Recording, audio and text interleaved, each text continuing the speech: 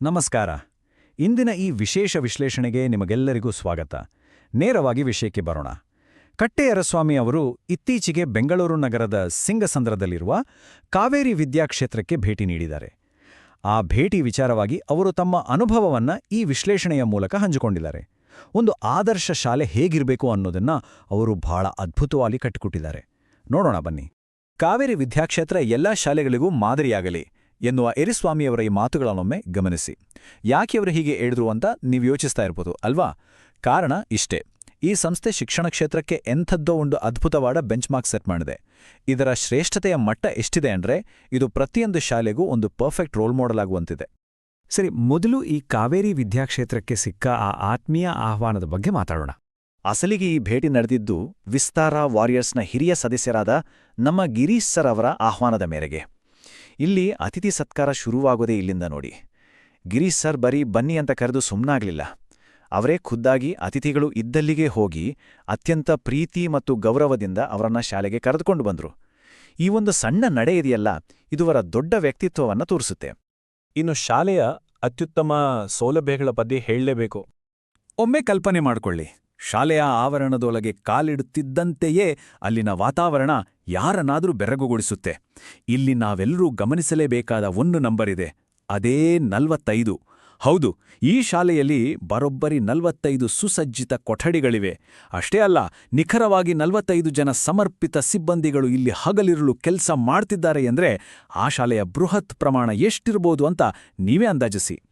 LKGಯಿಂದ ಹಿಡಿದು SSLCವರೆಗಿನ ಅತ್ಯುತ್ತಮ ಶಿಕ್ಷಣ, ಆಟ ಆಡಲು ಅತಿ ದೊಡ್ಡ ಮೈದಾನ, ಓದಲು ಒಂದು ಅದ್ಭುತವಾದ ಲೈಬ್ರರಿ, ಕಂಪ್ಯೂಟರ್ ಲ್ಯಾಬ್ ಹಾಗ ಸೈನ್ಸ್ ಲ್ಯಾಬ್ಸ್, ಹೀಗೆ ಒಂದು ಪರ್ಫೆಕ್ಟ್ ಶಾಲೆಗೆ ಏನೆಲ್ಲ ಬೇಕೋ ಆ ಪ್ರತಿಯೊಂದು ಸೌಲಭ್ಯವೂ ಇಲ್ಲಿದೆ.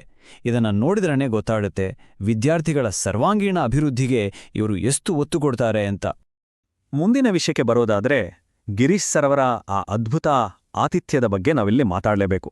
ಶಾಲೆಯ ಬಿಲ್ಡಿಂಗ್ ಬಿಟ್ಟು ಅವರ ಶಿಸ್ತಿನ ಕಡೆ ಒಮ್ಮೆ ನೋಡೋಣ. ಅವರ ಆಫೀಸ್ನ ವಿನ್ಯಾಸ ಎಷ್ಟೊಂದು ಆಸಕ್ತಿದಾಯಕವಾಗಿದೆ ಅಂದ್ರೆ, ಅಲ್ಲಿ ದೇವರ ಭಾವಚಿತ್ರಗಳ ಜೊತೆಗೆ ಒಂದು ಪೈಸೆಯ ನಾಣ್ಯದಿಂದ ಹಿಡಿದು 1000 ರೂಪಾಯಿವರೆಗಿನ ಕಾಯಿನ್ಗಳನ್ನ ಅತ್ಯಂತ ಜೋಪಾನವಾಗಿ ಕಲೆಕ್ಟ್ ಮಾಡಿ ಇಟ್ಟಿದ್ದಾರೆ.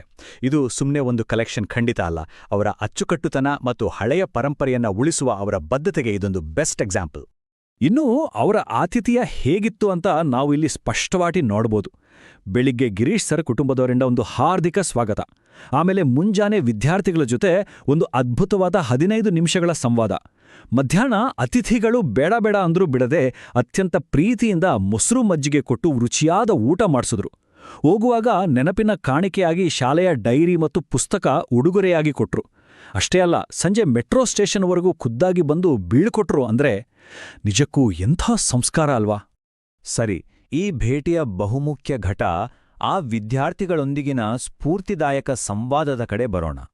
ಇದೊಂದು ರೀತಿ ಭಾವನಾತ್ಮಕ ಕ್ಷಣ ಅಂತಾನೆ ಹೇಳಬಹುದು. 9ನೇ ಕ್ಲಾಸ್ ಪಾಸಾಗಿ 10ನೇ ತರಗತಿಗೆ ಕಾಲಿಟ್ಟಿದ್ದ ಆ ಮಕ್ಕಳ ಜೊತೆ ಎರಿಸ್ವಾಮಿ ಮತ್ತು ಅಮೀನಾ ಮೇಡಮ್ ಅವರು 15 ನಿಮಿಷಗಳ ಕಾಲ ಮಾತಾಡಿದ್ರು. ವಿಸ್ತಾರ ವಾರಿಯರ್ಸ್ ಆಗಿ ಮುಂದಿನ ಪೀಳಿಗೆಗೆ ಸ್ಫೂರ್ತಿ ತುಂಬಬೇಕು ಅನ್ನೋ ಅವರ ಬಹುದಿನಗಳ ಕನಸು ಇಲ್ಲಿ ನನಸಾಯ್ತು. ಆ ಮಕ್ಕಳ ಕಣ್ಣಲ್ಲಿ ಹೊಳೆಯುತ್ತಿದ್ದ ಆಸಕ್ತಿ ಮತ್ತು ಉತ್ಸಾಹ ಇದೆಯಲ್ಲ, ಅದು ಲಿಟ್ರಲಿ ಪ್ರೈಸ್ಲೆಸ್. ಇದೆಲ್ಲದರ ಜೊತೆಗೆ ಇದು ಇಡೀ ವಿಸ್ತಾರ ಬಳಗಕ್ಕೆ ಹೆಮ್ಮೆಯ ಕ್ಷಣ ಕೂಡ ಹೌದು. ಇಷ್ಟೊಂದು ಅದ್ಭುತವಾದ ಗೌರವ, ಆತಿಥ್ಯತೆ ಹಿಂದಿನ ಅಸಲಿ ಕಾರಣ ಏನು ಅಂತ ನಿಮಗೆ ಗೊತ್ತಾ? ವಿಸ್ತಾರ ಜಿಂದಗಿ ಸಂಸ್ಥೆಯ ಮಹೇಶ್ ಮಾರ್ಷಲ್ ಸರ್ ಅವರ ವಿದ್ಯಾರ್ಥಿಗಳು ಅನ್ನೋ ಒಂದೇ ಒಂದು ಕಾರಣಕ್ಕೆ ಗಿರೀಶ್ ಸರ್ ಕುಟುಂಬ ಇಷ್ಟೆಲ್ಲ ಪ್ರೀತಿ ತೋರಿಸಿದ್ದು.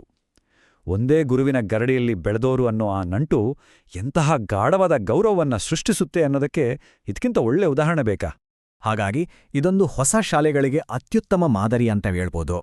ಈಗ ಎಲ್ಲರ ಮನಸ್ಸಲ್ಲೂ ಒಂದು ಪ್ರಶ್ನೆ ಬರ್ಬೋದು. ಯಾರಾದ್ರೂ ಹೊಸದಾಗಿ ಒಂದು ಶಾಲೆ ಶುರು ಮಾಡಬೇಕು ಅಂತ ಅನ್ಕೊಂಡ್ರೆ ಅವ್ರಿಗೆ ಬೆಸ್ಟ್ ಗೈಡೆನ್ಸ್ ಎಲ್ಲಿ ಸಿಗುತ್ತೆ?